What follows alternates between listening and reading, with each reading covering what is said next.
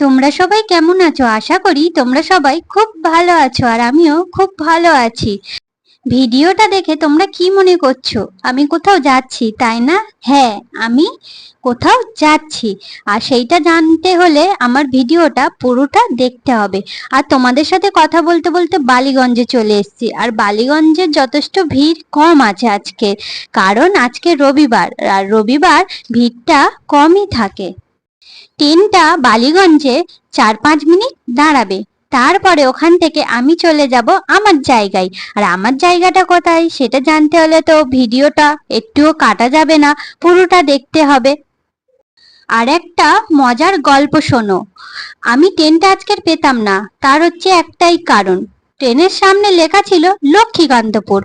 আমি ভাবলাম লক্ষ্মীকান্তপুরটা কোথায়, আমি তো যাব অন্য জায়গায়। তো তারপর আমি স্টেশনে চুপচাপ বসেছিলাম, একটা কাকু উঠে গেছে ট্রেনে, তারপরে ঘুরে দেখছে আমি নেই, তারপর আমাকে ডাকছে, মামনি তুমি যাবে না? আমি বললাম হ্যাঁ কাকু আমি তো যাব। বলছে তাহলে ওঠো। আমি বললাম এই ট্রেনটা কোথায় যাবে? বলছে ওঠো তারপরে বলবো। তো আমি তাড়াহুড়ো করে উঠে গেলাম, তারপরে কাকুটা আমাকে বুঝিয়ে বললো ট্রেনটা ওখান থেকে হয়ে তারপরে তুমি যে জায়গায় যেতে চাইছো ওই জায়গায় যাবে। তো কাকুটাকে তার জন্য অসংখ্য ধন্যবাদ, ওনার জন্য আজকের আমি ট্রেনটা পেয়েছি, না হলে আমি ট্রেনটা মিস করে ফেলতাম। তারপরে আমি ট্রেনটায় বসে গেলাম, আর ওই কাকুটার সাথে গল্প করতে করতে প্রায় আমি পুরো রাস্তাটা চলে গেলাম।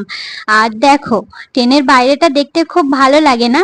তো কাকুটা বসেছিল ধারে, তা আমাকে বললাম মামুনি তুমি কি ধারে বসতে চাও? তা আমিও বললাম হ্যাঁ কাকু।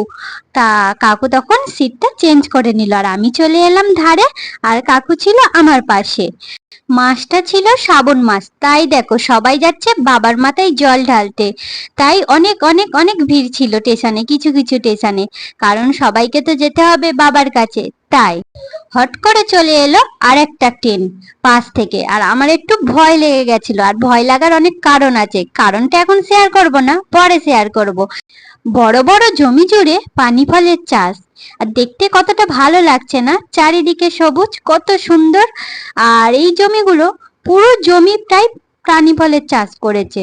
আর এগুলো এখন ছোট আছে, এগুলো এখন তুলবে না, গাছগুলো আরো বড় হবে তারপরে পানি ফল তুলবে। আর কিছু কিছু জায়গায় এগুলো তুলছে, কি কি করছে আমি অতটা জানি না, যতটুকু পেরেছি তোমাদের সাথে শেয়ার করেছি। আর দেখতে সত্যি সত্যি খুব ভালো লাগছে, আর তোমাদেরও পরিবেশটা আশা করি ভালো লাগবে। অনেকে এরম পরিবেশ চায়, অনেকে পায় আবার অনেকে পায় না, যেমন কলকাতার দিকে থাকি তো যার কারণে আমরা এরম পরিবেশ পাই না, আর যখন এই দিকটা আসি তখন এই পরিবেশগুলো দেখতে পাই। বাসে করে গেলে কিন্তু এত খাবার ওঠে না, ট্রেনে যত খাবার ওঠে।